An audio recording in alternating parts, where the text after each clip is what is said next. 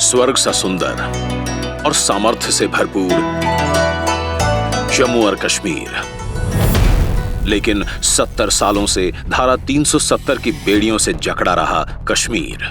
दशकों से लोगों की मांग थी ये भेदभावपूर्ण धारा खत्म हो, पर किसी ने इसे हटाने की हिम्मत नहीं जुटाई। फिर देश ने प्रधानमंत्री मोदी जी पर भरोसा जताया। मोदी जी ने कर दिखाया। फौलादी इरादों के साथ 370 को हटाने का साहसिक निर्णय लिया।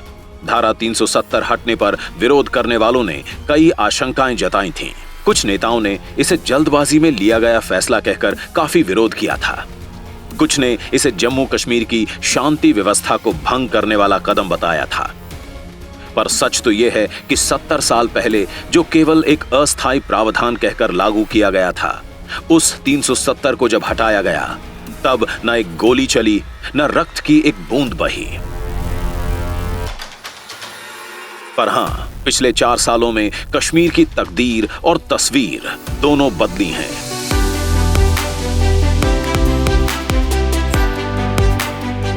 धारा 370 के खत्म होते ही शांति बढ़ी, सुरक्षा बढ़ी, जीवन बदला। आतंकियों के हौसले पस्त हुए, अलगाववादी अलग थलग पड़ गए। 2019 से अब तक 182 आतंकी मारे जा चुके हैं। 89 टेरर मॉड्यूल ध्वस्त कर दिए गए। पत्थरबाजी की घटनाएं बंद हो गईं और अब कश्मीर में स्कूल बंदी और हड़ताल बीते दिनों की बात हो गई है। 2018 के मुकाबले 2022 में लॉ एंड ऑर्डर मामलों में 97%, जबकि आतंकी घटनाओं में 45% की कमी आई। इस साल सीमा पार से किसी भी आतंकी ने घुसपैठ की हिम्मत नहीं जुटाई। अब जम्मू कश्मीर लोकतंत्र को मजबूत करने वाला प्रदेश बन गया है। वहां आज 35,000 इलेक्टेड रिप्रेजेंटेटिव्स पंचायतों तक की व्यवस्था संभाल रहे हैं। शांतिपूर्ण चुनाव से लोकतांत्रिक नींव मजबूत हुई है। जम्मू और कश्मीर में पहली बार ब्लॉक डेवलपमेंट काउंसिल के चुनाव हुए, जिसमें 98% से ज्यादा वोटिंग ने लोकतंत्र के प्रति लोगों की अडिग आस्था को जाहिर किया। पहली बार 3 स्तरीय पंचायती राज व्यवस्था राज्य में बहाल हुई। धारा 370 हटी तो लगभग 900 केंद्रीय कानून कश्मीर में लागू हुए। डोमिसाइल का अधिकार अब सभी स्थायी निवासियों को हासिल है। कश्मीरी महिलाएं भी अब रियल एस्टेट में मालिकाना हक पा सकती हैं। 57,500 करोड़ रुपए के प्रधानमंत्री विकास पैकेज के तहत हो रहे विकास कार्यों में आई अभूतपूर्व तेजी। इससे अब जम्मू कश्मीर की पहचान बदलने लगी। अब ये देश की सबसे लंबी हाईवे टनल चेनानी नाशरी के लिए जाना जाता है। अब ये दिल्ली अमृतसर कटरा एक्सप्रेसवे के लिए जाना जाता है।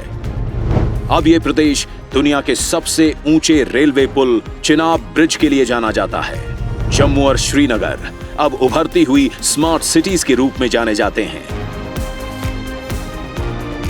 यूपीए के समय रेंगता हुआ विकास अब बड़ी छलांगे लगाने लगा है।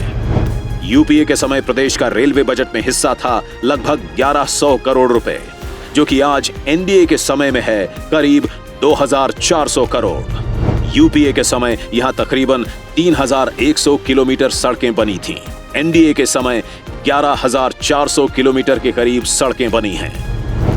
राज्य में पहली बार एम्स, आईआईटी और आईआईएम जैसे बड़े संस्थान आकार ले रहे हैं। श्रीनगर में G20 की हुई मीटिंग्स ने साबित कर दिया कि जम्मू और कश्मीर सफलतापूर्वक बड़े अंतर्राष्ट्रीय आयोजन कर सकता है।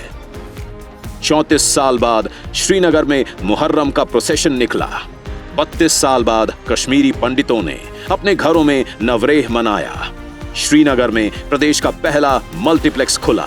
जम्मू कश्मीर के गरीब परिवार की राहों से कांटे चुनने का काम किया है प्रधानमंत्री मोदी जी ने, जैसे कि माता बहनों को धुएं से मुक्ति दिलाना, महिलाओं को खुले में शौच की मजबूरी दूर करना, घर और जीवन को रोशन करना, अपने पक्के घर का स्वाभिमान दिलाना, आयुष्मान कार्ड से गरीब परिवार की बीमारी की चिंता मिटाना।